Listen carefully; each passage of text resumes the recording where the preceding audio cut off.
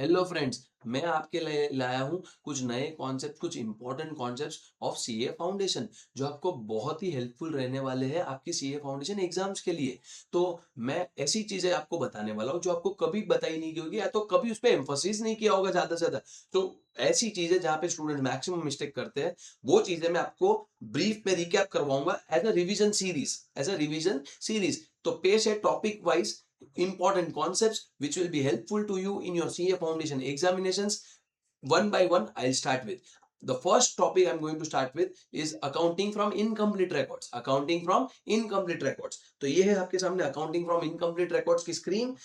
सबसे पहले इसमें क्वेश्चन में क्या क्या दिया होता है, तो कि ओपनिंग बैलेंस शीट जिसकी एक इफेक्ट होती है, कैश बैंक अकाउंट जिसकी एक इफेक्ट होती है, और एडजस्टमेंट जिसकी मिनिमम दो इफेक्ट्स होती है। तो पहले तो हमको पता होना चाहिए कि क्वेश्चन में क्या क्या दिया होता है। ओपनिंग बैलेंस शीट जिसकी एक इफेक्ट होगी, कैश एंड बैंक जिसकी एक इफेक्ट होगी, और एडजस्टमेंट जिसकी मिनिमम दो इफेक्ट्स होगी।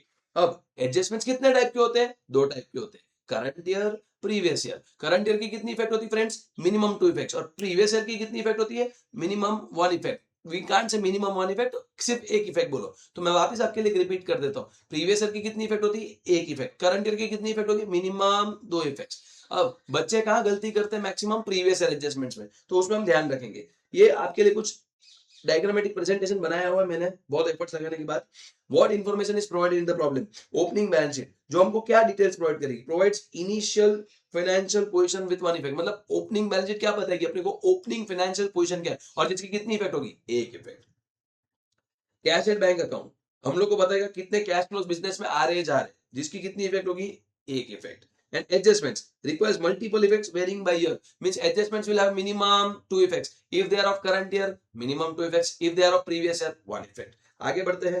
What will be asked in the problem? Question में अक्सर ये लोग पूछते क्या अपने को? अक्सर ये लोग क्वेश्चन में हमको पूछते क्या है? तो trading account, profit and loss account, balance sheet and opening balance sheet if opening capital is not given in the problem. तो students, guys, everyone, you please make a note of it कि question में क्या दिया होता है और क्या बनाने का होता है। क्या दिया होता है mean what will be given in the problem, जो हमने इनिशियल डिस्कस किया।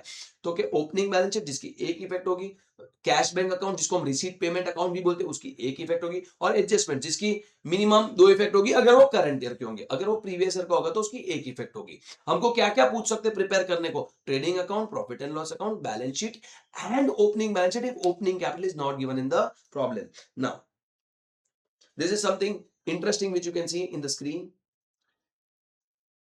picture, diagrammatic presentation. What will you ask in the problem जो मैंने आपसे डिस्कस किया वही you can have a glance. ये बहुत अट्रैक्टिव लगता है, लास्ट मिनट पे बच्चे लोग को इजी लगता है। नाउ सबसे बड़ी इंपॉर्टेंट चीज, steps to solve the problem. जो बच्चे हमेशा गड़बड़ करते हैं, हमेशा कंफ्यूज, सर पहले क्या करूं, पहले क्या करूं, पहले क्या करूं। बेटा पहला कुछ मत कर, पहले स्टेप फॉलो कर ले तो तेरी प्रॉब्लम सॉल्व हो जाएगी। मतलब सिंगल एंट्री को क्रैक करने के लिए, अकाउंटिंग फ्रॉम इनकम्प्लीट रिकॉर्ड्स को क्रैक करने के लिए, these are the steps prepared. And trust me guys, आपका सम स्ट्रेट टैली होगा अगर आप इस प्रोसीजर से जाओगे तो।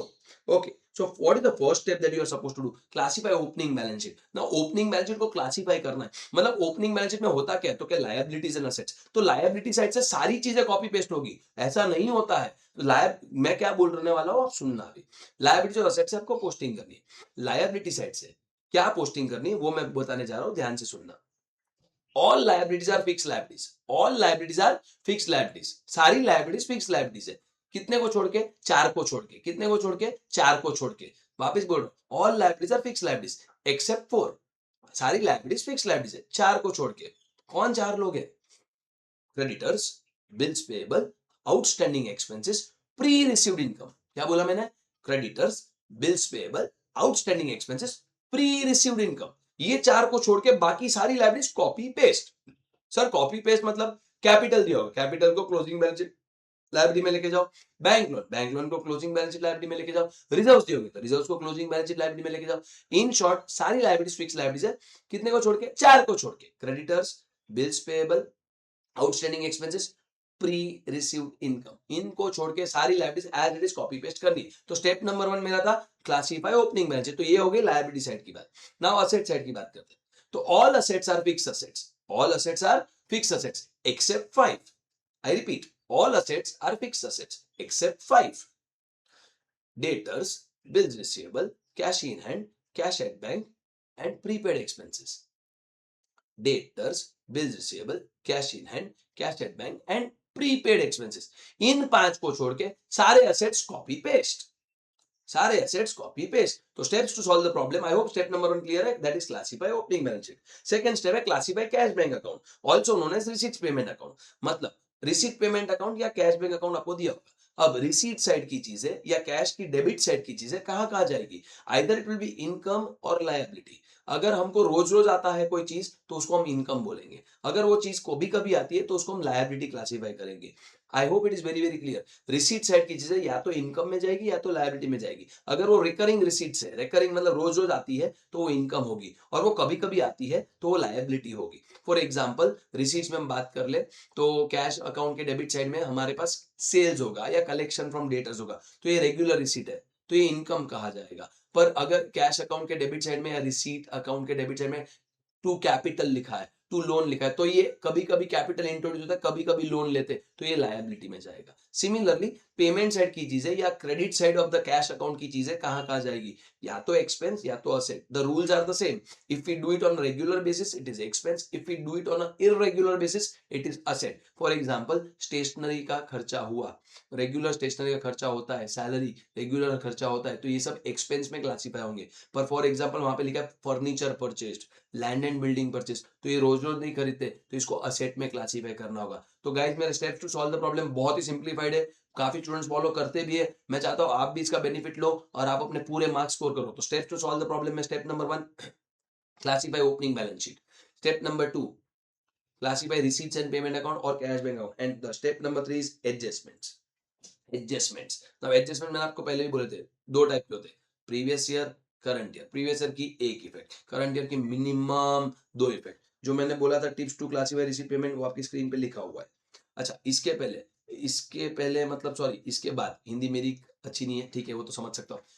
मैं क्या बोलने की ट्राई कर रहा था, आपके steps to solve the problem, step number 1 opening balance sheet. Opening balance sheet की एक ही इफेक्ट होगी, लेकिन गाइस अगर ओपनिंग बैलेंस शीट बनानी है तो ओपनिंग बैलेंस शीट बनानी है तो फिर प्रीवियस ईयर की दो दो इफेक्ट। तो मैं वापस आपसे रिपीट करता हूं, एडजस्टमेंट्स कितने टाइप के होते हैं, previous year current year. Previous year की कितनी इफेक्ट, एक इफेक्ट। करंट ईयर की कितनी इफेक्ट, मिनिमम दो इफेक्ट। गाइस मेरी बात सुनना, प्रीवियस ईयर की एक इफेक्ट कब होगी, जब ओपनिंग बैलेंस शीट उन्होंने दी होगी क्वेश्चन में। पर अगर हमको ओपनिंग बैलेंस शीट बनानी है तो प्रीवियस ईयर की दो दो इफेक्ट होगी, एक ओपनिंग बैलेंस शीट में जाएगा और एक रिस्पेक्टिव अकाउंट में जाएगा।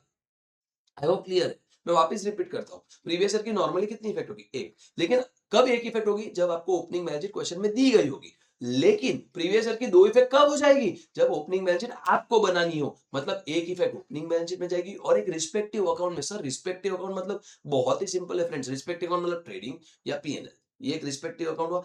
और additional ledger accounts, additional ledger accounts, one second guys.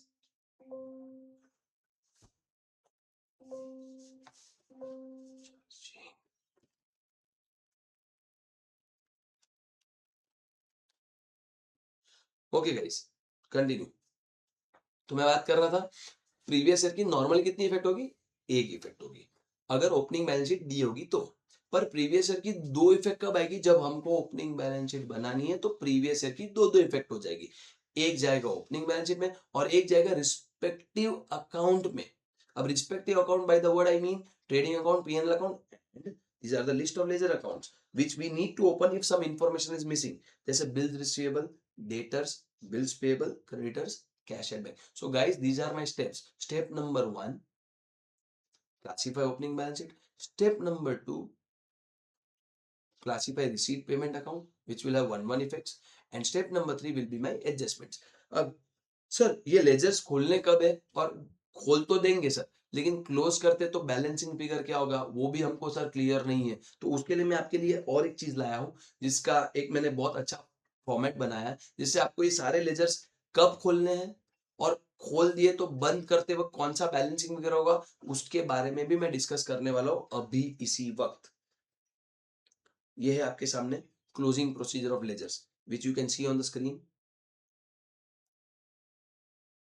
I hope you can see it now. Yes fine. ना सबसे पहला लेजर कौन सा है, डेटर्स अकाउंट। डेटर्स अकाउंट सबसे पहला आपको उसके अंदर एंट्रीज दिख रही होगी और उसके अंदर आपको नंबरिंग दिख रहे होंगे। सो मैं आपको बता देता हूँ, जो डेबिट और क्रेडिट में रिकॉर्डिंग किया गया है वो एंट्रीज की पोस्टिंग है, और जो नंबरिंग्स है वो बैलेंसिंग फिगर की सीक्वेंस है। मतलब पहला होगा, पहला बैलेंसिंग फिगर होगा तो ये, दूसरा होगा तो ये, तीसरा होगा तो ये, चौथा होगा तो ये, पांचवा होगा तो ऐसे, so on. So now, debtors, everybody knows that it is an asset. Assets have debit balance. So to balance brought down and by balance carried down. So in short, debtors का opening balance इधर, closing balance इधर. So what I am trying to say, अगर opening balance दिया है तो closing balance होना ही चाहिए. If there is a opening balance, then there should be a closing balance. If closing balance is not given, please prepare debtors account. First condition to open debtors account. तो आप question में check कर सकते हो, जब आप read करते हो कि ओपनिंग डेटर्स दिया है, क्लोजिंग डेटर्स नहीं है, तो आप पहले डेटर्स अकाउंट खोल दीजिए. Okay fine. So this is done. Opening is given, closing is given, difference comes on debit side. It should be credit sales. अगर क्रेडिट सेल्स नहीं दिया है तो आप डेटर्स का अकाउंट खोलेंगे. Opening given, closing given, credit sales also given, difference comes on credit side. It will be collection from debtors. It will be collection from debtors. अगर collection from debtors नहीं दिया है तो debtors का account खुलेगा. आगे बढ़ो. Opening given, closing given, credit sales given, collection given, still difference comes on credit side. It will be either discount allowed और बैड डेट्स. डिस्काउंट अलाउड और बैड डेट्स, इन दोनों में से कुछ भी नहीं दिया है तो आप डेटर्स का अकाउंट खोलोगे. आप डेटर्स का अकाउंट खोलोगे. अब कोई क्वेश्चन रेज कर सकते हैं कि सर दोनों में से मैं दोनों नहीं दिया तो क्या लेने का. तो मैं आपको सीधा बोल देता हूँ, डिस्काउंट अलाउड और बैड डेट लिखा हुआ है, आप क्या लोगे, आप लोगे डिस्काउंट अलाउड. उसका रीजनिंग भी बताता हूँ, उसका रीजनिंग भी बताता हूँ. कोई भी बिजनेसमैन पहले डिस्काउंट देगा कस्टमर को और अपने पैसे रिकवर करने की कोशिश करेगा. ना कि ऐसा बोलेगा हाँ तुझे पैसा नहीं देना तो मत दे, मैं मेरे को तो पूरे पैसे चाहिए, नहीं तो पूरा नहीं चाहिए, ऐसा थोड़ी बोलेगा. मतलब what a businessman tries to do, tries to give a discount and recover his money. So अगर दोनों मिसिंग है तो आप डिस्काउंट अलाउड लोगे. I hope it is clear. Opening given, closing not given, account खोलेंगे. Opening given, closing given, difference comes on debit side, it will be credit sales. Not given, open an account. Opening given, closing given, credit sales given, difference comes on credit side, it will be collection from debtors. Collection not given, please open an account. Opening given, closing given, credit sales given, collection given, discount allowed, bad debts given, still difference comes on credit side, it will be bill drawn and the entry will be bill receivable account debit to debtors. I hope it is clear. Opening given, closing given, credit sales given, collection given, discount allowed given, bad debts given, bill drawn given, still difference comes on debit side. It will be bill receivable dishonored. Entry will be debtors account debit to bill receivable. तो मैंने ये 6 possibilities बता दी. इनमें से कुछ भी missing हो तो आप डेटर्स अकाउंट 100% ओपन करोगे. Okay, let's go for the next account, bill receivable. ये हमारे लिए असेट है, तो assets have a debit balance, to balance brought down and by balance carried down. Again same procedure. If there is a opening balance, then there should be a closing balance. Closing balance not given, please prepare a bill receivable account. Opening given, closing given, difference comes on debit side. It will be bill drawn, bill drawn, bill receivable account debit to debtors. If it is not given, please prepare an account. Opening given, closing given, bill drawn also given, difference comes on credit side. It will be bill honored. Cash account debit to bill receivable. If bill honored is not given, please prepare bill receivable account. Opening given, closing given, bill drawn given, bill honored given, still difference comes on credit side. It is bills receivable dishonored. Entry होगी debtors account debit to bills receivable. इनमें से कोई भी चीज missing है तो आप bill receivable account खोलोगे. I hope it is clear. Next account है creditors account. So creditors, everybody knows it is a liability, so it will be by balance brought down and to balance carried down. So if there is a opening balance, then there should be a closing balance. Opening given, closing given, difference comes on debit side. It will be nothing but payment to creditors. If it is not given, please prepare creditors account.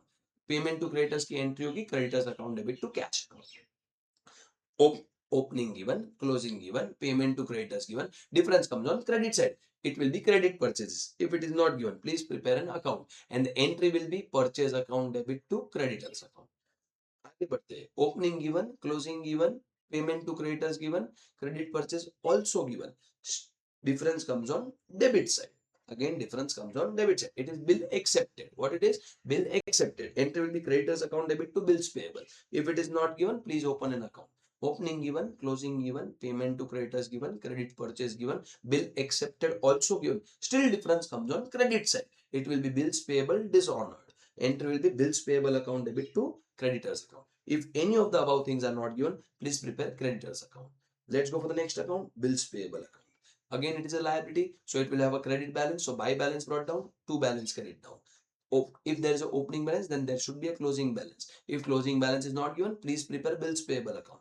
Opening given, closing given, difference comes on debit side. It is bills payable on earned. Entry will be bills payable account debit to cash. If it is not given, please prepare bills payable account. Continue करते opening given closing given bills payable honoured given difference comes on credit side it is bills accepted if it is not given please prepare bills payable account the entry will be creditors account debit to bills payable account fine let's continue opening given closing given bill honored given bill accepted also given still difference comes on debit side it will be bills payable dishonored entry will be bills payable account debit to creditors account if any of the five items four items are not given please prepare bills payable account and the last but not the least that is the cash bank account again it is an asset normally it has a debit balance so to balance brought down and by balance carried down so if there is a opening balance then there should be a closing balance if opening balance is given and closing balance is not given please prepare cash bank account opening given closing given difference comes on debit side it will be either cash sales or collection from debtors if either of the situations are not given please open cash bank account opening given closing given cash sales collection from debtors also given difference comes on credit side it will be cash purchases or payment to creditors either of the situations are not given please prepare cash bank account opening given closing given cash sales or collection from debtors given cash purchases payment to creditors also given again difference comes on debit side it is additional capital introduced if it is not given please prepare cash bank account entry will be cash account debit to capital account opening given, closing given, cash sales, collection from debtors, cash purchase, payment to creditors, additional capital, all given. Again, difference comes on credit side. It will be either expenses or drawings. Now, sir, again confusion. Sir, क्या लेने का? तो हम लोग कौन है सब लोग प्रूडेंट बिजनेसमैन प्रूडेंट बिजनेसमैन खर्चा करेगा कि पैसा विड्रॉ करेगा बिजनेस से तो खर्चा करेगा so please take the balancing figure as expenses because expenses are a routine activity of the business so guys मैंने जो ये क्लोजिंग प्रोसीजर आपको बताया है of all five ledger accounts के खोलना कब है और बंद करना कब है दोनों चीज बताए इसमें आपने एक यूनिफॉर्मिटी देखी होगी if you can see properly मैं पहले ओपनिंग बैलेंस क्लोजिंग बैलेंस मतलब एक डेबिट एक क्रेडिट एक डेबिट एक क्रेडिट वैसे आपको बता जा guys please watch this video very properly it will be very helpful to you as far as the closing procedure are concerned and the steps to solve the problem I'll come with the next video on the next topic that's it thank you